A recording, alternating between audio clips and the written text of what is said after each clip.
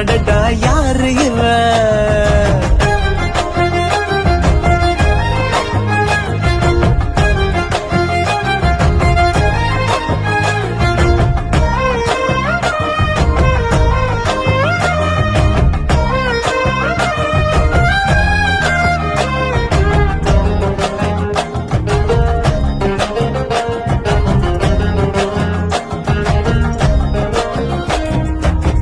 நில ஒன்று தரையில் வந்து நடக்குது எதிரில் நின்று எனக்குன்னு பிறந்தவதா என்று